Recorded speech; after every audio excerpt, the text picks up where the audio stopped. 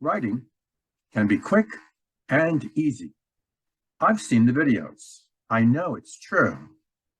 Watch one 10-minute video and you will be able to sit down and complete your 1,000-word assignment during the hour before the deadline. Amusing, but totally bull, malarkey, fallacious, untrue, and sort of mean. The kind of stuff a sophomore tells a gullible freshman.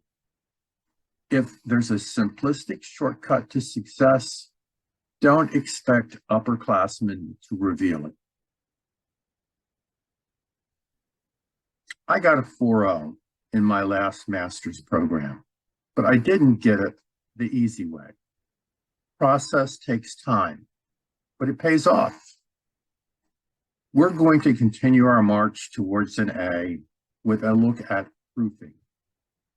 We'll learn that the most important part of this step is to do nothing for at least 24 hours after we are sure we're done. Time, like an honest peer, can give you a perspective that you won't have in the rush of completing your assignment. We've reached the final step in the writing process. It's time to make our final inspection of the product before we hand it in. It's time to proof our manuscript. Proofing. Proofing is that last search for small items that could ruin your grade. First, use the time test. Sleep on it. Let your paper sit overnight. You will find that when you look at it again the next day, regardless of how well you think you've done, you'll find something that needs to be changed.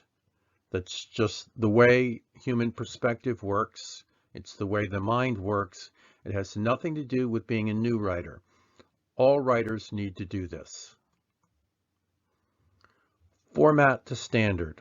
Find out what the standard expectations are for your university, for your major. Usually there will be some professional standard in the US for liberal arts majors. Generally, it's going to be the APA, the American Psychological Association's set of standards, but they change from time to time, so you have to watch out for that. But know those standards and follow those standards in your writing. You will definitely need to use them when you write your final thesis, when you write your major thesis, when you write your doctorate. So get used to them. Sentence structure. Take a look at those sentences. Things that seemed like a good idea at the time, that might even read reasonably well, can be way too long. Generally, if a sentence gets beyond 12 to 18 words, you should look at the possibility of breaking it up. Because remember, your reader has to stay with you throughout the entire sentence.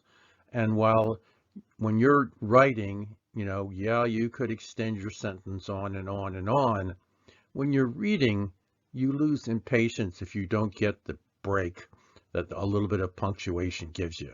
So try to keep those sentences at a reasonable length and structure them in a way that's easy for the reader to read. Did you meet all the teacher's requirements? Count those words. Did you use the right subject? Is there anything about the teacher's explanation of how they want this done that maybe you have overlooked?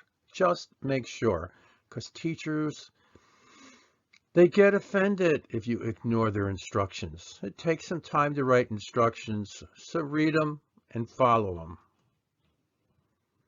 And finally, one last time, take a look at the spelling, the grammar, and look for typos. Just dumb mistakes that we all make when we're typing something.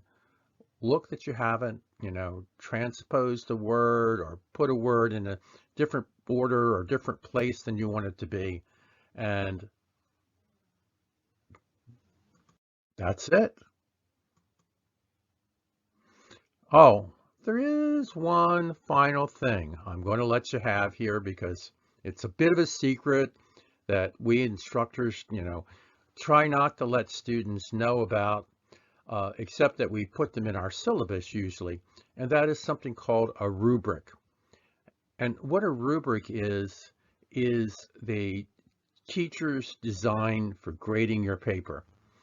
If they're going to go to the trouble to telling you how much each thing that they're looking for is worth and exactly which things they're looking for, make sure you take a look at the rubric and use that as one of your standards at the beginning and at the end of the assignment to make sure that you are doing exactly what you need to do to get an A.